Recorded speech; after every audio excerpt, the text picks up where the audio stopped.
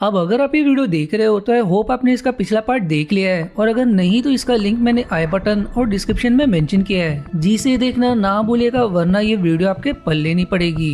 अभी इस सीरीज के फाइनल पार्ट की शुरुआत में हम चारों तरफ तबाही का माहौल देखते हैं, जहाँ लोग ज़ॉम्बी बनकर एक दूसरे को मार रहे थे। वहीं ताने और टीला लोगों को बचाने में लगे होते, लेकिन ज़ॉम्बीज की तादाद काफी ज्यादा होने के कारण उन्हें बहुत दुश्वारी का सामना करना पड़ता है। इधर हम मैरेक और डेगन को देखते हैं, जहाँ मैरेक दुनिया में हो रही तबाही का जिम्मेदारी खुद को मानती है, क्योंकि अगर वो ज़ोरलॉक को आखिरी टुकड़ा ना देती तो इतने लोग मारे ना जाते।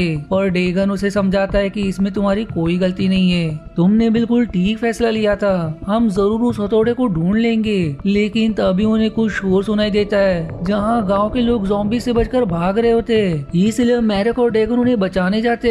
वहीं डेगन जितना हो सकता है उतने लोगों को अपनी गाड़ी में सवार कर लेता है, तो वहीं मैरेक अपने जादू से ज़ॉम्बीज को मार रही होती है। तब कुछ ज़ॉम्बीज गाड़ी पर सवार होने लगते, इसलिए डेगन एक खतरनाक बॉम्ब वहाँ फोड़कर सारे ज़ॉम्बीज को मार देता है, जिसकी बाद सभी लोग गाड़ी से बाहर आते। तब डेगन सारे बचे हुए लोगों से कहता है कि अब तुम सुरक्षित हो और अपने घर जा सकते हो, लेकिन वो लोग कहते हैं कि हमारे पास रहने के लिए कोई भी जगह नहीं बची है, हर तरफ ज़ॉम्बी है, इसलिए हम इसी गाड़ी के अंदर रहना चाहते हैं। जिस पर डेगन कहता है कि ऐसा नहीं हो सकता, हमें इस गाड़ी की जरूरत है और जहाँ हम लोग जा रहे हैं तुम लोग वहाँ नहीं आ सकते।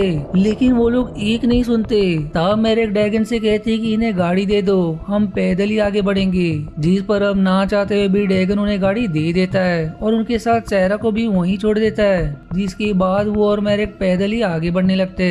अब आगे बढ़ते वो दोनों टेक के होटल पहुंच जाते, जहाँ आग लगी हुई थी, इसलिए वो दोनों तुरंत टेक के पास आते, जो काफी घायल अवस्था में होता है, क्योंकि उस पर ज़ॉम्बीज ने हमला कर दिया था और कुछ समय में वो भी ज़ॉम्बी में बदल जाएगा।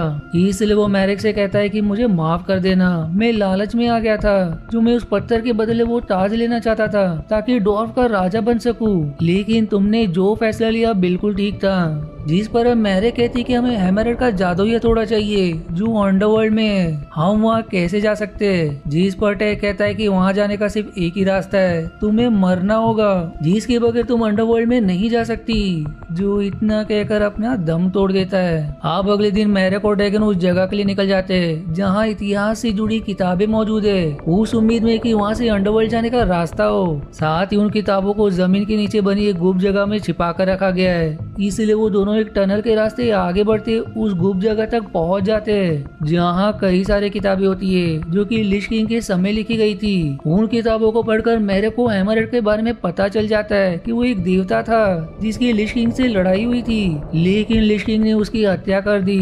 इसलिए हैमरहेड अब अंडरवर्ल्ड के अंदर रहता है, जहाँ अब भी उसके पास वो हथौड़ा है। साथ ही वहाँ बैटल ग्रेव नाम की जगह के बारे में भी लिखा होता है जहाँ हैमरहेड की हत्या हुई थी। इसलिए मैरेक और डेगन वहाँ जाने के लिए निकल जाते ताकि वहाँ से अंडरवर्ल्ड जाने का कोई रास्ता मिल सके, लेकिन तभी वहाँ ज़ॉम्बीज आने लगते जिनकी तादाद बहुत ज्यादा थी, इसलिए मैरेक और डेगन को वहाँ से भागना पड़ता है। अब रात को जब मैरेक आग जलाने के लिए लकड़ियाँ जमा कर रही होती, तब उसके पास ज़ोरलॉक आकर उससे कहता है कि तुम उन सारे लोगों को बचा सकती हो जो ज़ॉम्बी बन रहे हैं। मैं भी नहीं चाहता कि सारे लोग ज़ॉम्बी में बदल जाए, इसलिए अगर तुम इन सभी चीजों को रोकना चाहती तो मेरा साथ दो और अपनी सारी शक्तियाँ मुझे दे दो, जिसकी मदद से मैं इतना ज्यादा ताकतवर हो जाऊंगा कि मैं भगवान को भी हरा सकता हूँ, जिसके बाद इस दुनिया में सिर्फ हमारा राज होगा, जहाँ के भगवान सिर्फ हम कहलाएंगे।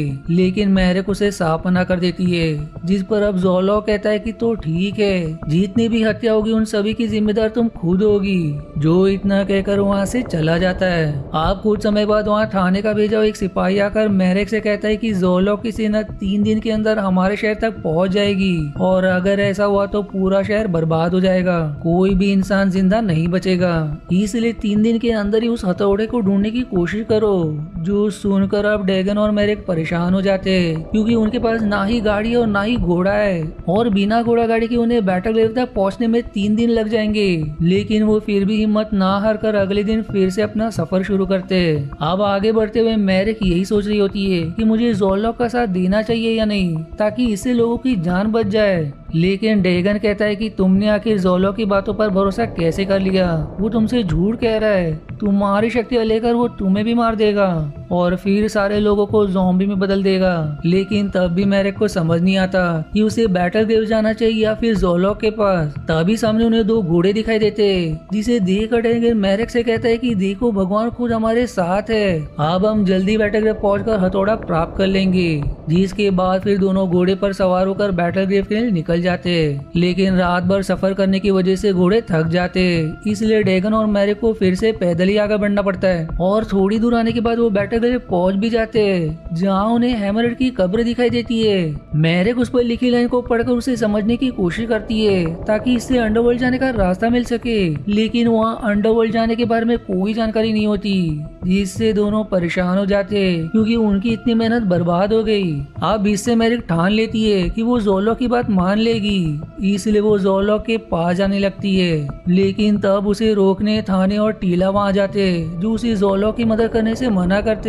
लेकिन मैरिक गुस्से में कहती कि गलत फैसला मेरा था, इतने लोग जो मरे वो सिर्फ मेरी वजह से, और मैं इतना बड़ा बोझ अपने सिर पर नहीं संभाल सकती। जो सुनकर अब टीला के अंदर से उसकी देवी मैरिक पर हमला करके उसे रोकने की कोशिश करती है, जिससे मैरिक एकदम गुस्सा हो जाती है। इसलिए अब देखते देखते दोनों में काफी ज्यादा लड़ाई होने लगती है। डेगन और थाने उन्हें रोकने की बहुत कोशिश करते हैं, लेकिन कोई फायदा नहीं होता। और फिर टीला काफी जोरदार मैरिक पर हमला करके उसे घायल कर देती है। तब वो गुस्से में ज़ोलॉक को आवाज लगाकर कहती है कि मैं तुम्हारी मदद करने के लिए तैयार हूँ, मुझे यहाँ से ले जाओ। और अब उसकी इतना कहते ही वहाँ से गायब हो जाती है, जो देखकर डेगन एकदम घबरा जाता है और टीला से गुस्से में कहता है कि आखिर तुमने ये क्या किया, क्योंकि अब ज़ोलॉक को कोई नहीं रोक सकता, तुम दोनों ने सब कुछ बर्बाद कर दिया।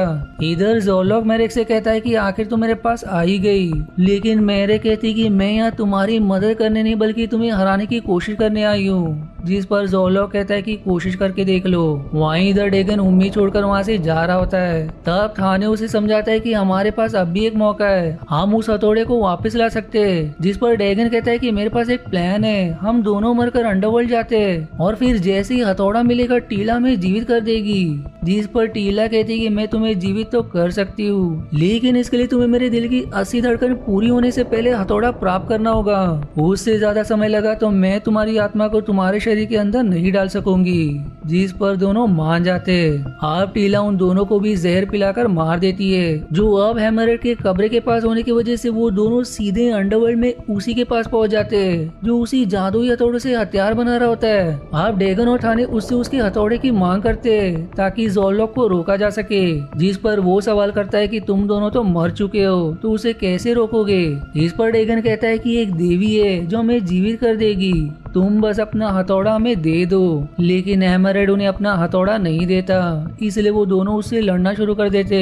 लेकिन उसके पास काफी ज्यादा ताकत थी, जो अपने हथौड़ों से उन्हें हवा में उड़ाकर मारने लगता है। पर फिर डेगन चालाकी से उससे हथौड़ा लेने में सफल हो जाता है। वहीं टीला की 80 धड़कन पूरी होने वाली थी, इसलिए वो थाने और डेगन को वापस लाने की तैयारी करने लगती है, जहाँ अंडरवर्ल्ड में थाने के पास ही वो हथौड़ा होता है। पर टीला की उसकी आत्मा को वापस लाने पर असली दुनिया में थाने जीवित तो हो जाता है, लेकिन हथौड़ा अंडरवर्ल्ड में ही रह जाता है, जो देखकर सभी हैरान हो जाते हैं। जिसके बाद अब डेगन हथौड़ा ले आता है और टीला उसे वापस लाने की कोशिश करती है। पर वापस जाने से पहले डेगन हैमरहेड से कहता है कि बताओ मुझे ये हथौड़ा असली दुनिया में कैसे जाएगा।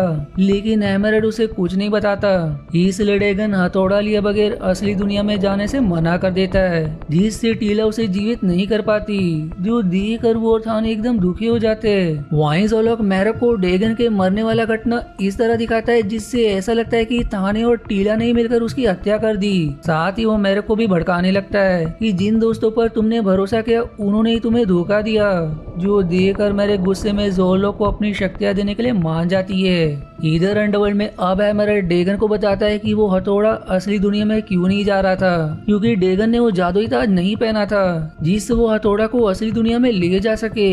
जो जानकर अब डेगन एकदम परेशान हो जाता है कि उससे इतनी बड़ी गलती कैसे हो गई।